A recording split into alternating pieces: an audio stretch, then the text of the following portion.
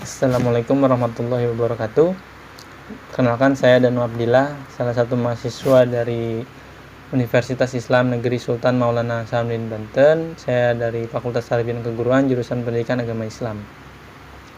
Di sini saya ingin menjelaskan tentang kecemerlangan ilmuwan-ilmuwan atau tokoh-tokoh terkemuka pada masa dinasti Abbasiyah, seperti itu.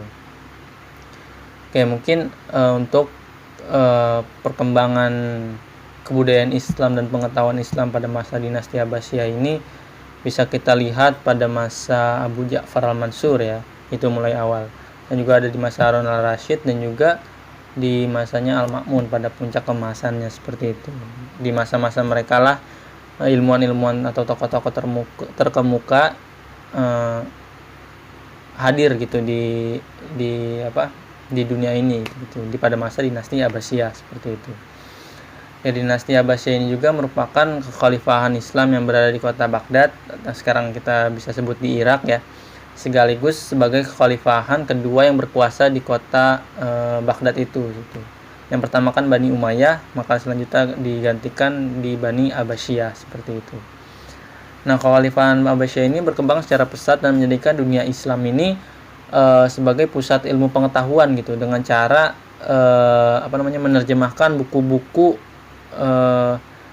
karya keilmuan yang di Persia itu ke dalam bahasa Arab, seperti itu, dan juga dari buku Yunani, ya, ke dalam bahasa Arab. Nah, pada masa dinasti Abbasiyah lah gitu. Makanya di masa dinasti Abbasiyah ini pusat atau ilmu pengetahuan itu sangat berkembang pesat pada masa itu, seperti itu, ya.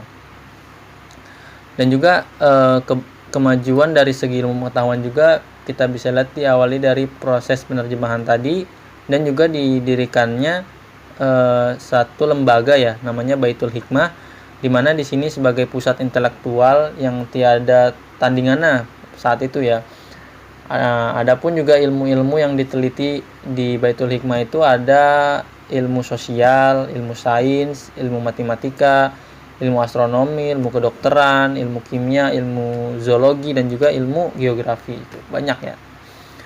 Makanya banyak dari salah satu ilmu itu ada tokoh-tokohnya masing-masing, seperti itu, yang terkenal. Sampai sekarang pun orang-orang akan tahu karena karya-karyanya juga banyak gitu kan, dan juga nama-namanya itu udah nggak asing lah bagi kita, seperti itu, ya. Selanjutnya tokoh-tokohnya itu yang tokoh-tokoh ilmuwan muslim, ya.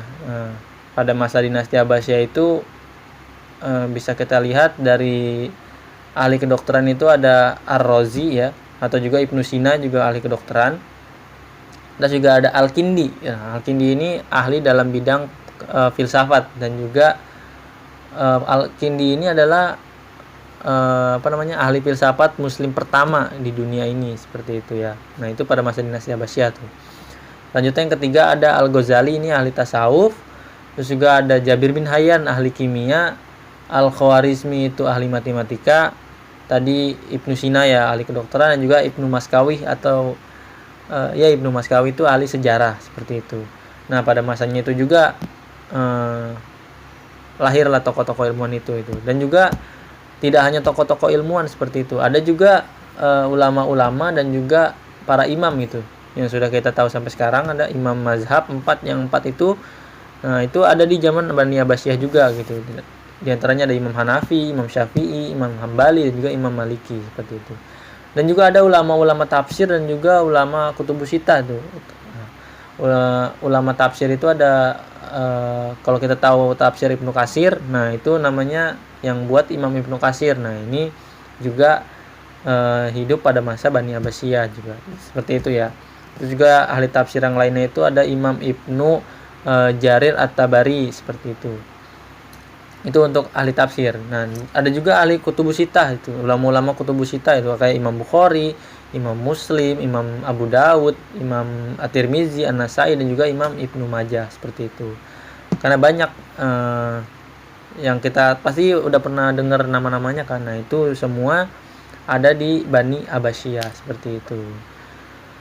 Nah, di antara kemajuan-kemajuan itu hampir meliputi seluruh bidang kehidupan, mulai dari kemajuan di bidang politik dan pemerintahan, ya, bidang-bidang sosial budaya, bidang pengetahuan teknologi seperti itu, dan juga kemajuan di bidang keagamaan juga seperti itu ya. Nah, kemajuan-kemajuan tersebut juga melahirkan gitu banyak wujud-wujud nyata gitu. Ini sebagai wujud nyata kebudayaan yang menjadi bukti pencapaian gitu, bahwa peradaban Islam ini pernah pada masa puncaknya gitu, dan bisa orang-orang muslim ini tampil gitu, show off gitu, seperti itu. Kalau mereka ini bisa gitu, seperti itu ya. Nah, selanjutnya kebesaran karya-karya ini juga masih bisa kita lihat sampai sekarang pun, kayak tadi karyanya Imam Bukhari, terus juga karyanya Ibnu Sina ya kan, atau di barat itu lebih dikenalnya namanya Avicenna ya, seperti itu. Nah, itu masih banyak karya-karyanya itu sampai sekarang masih bisa kita baca, kita nikmati gitu kan, bisa kita pelajari juga gitu, seperti itu. Makanya itu salah satu bukti bahwa betapa hebatnya ilmuwan, tokoh-tokoh ilmuwan itu pada masa Bani Abbasiyah ini, bahwa sampai sekarang itu ilmunya masih berguna, seperti itu. Seperti itu ya. Selain itu juga banyak juga pada masa Bani Abbasiyah ini majelis-majelis itu dibangun, sekolah-sekolah ya, perpustakaan, terus juga majelis untuk kajian agama atau lembaga lain yang menunjang pada proses pengembangan ilmu pengetahuan, seperti itu. Mungkin itu yang bisa saya sampaikan secara singkat tentang perkembangan ilmu pengetahuan atau tokoh-tokoh ilmuwan muslim pada masa Bani Abbasiyah. Ya, mungkin itu saja, kurang lebihnya mohon maaf. Wassalamualaikum warahmatullahi wabarakatuh.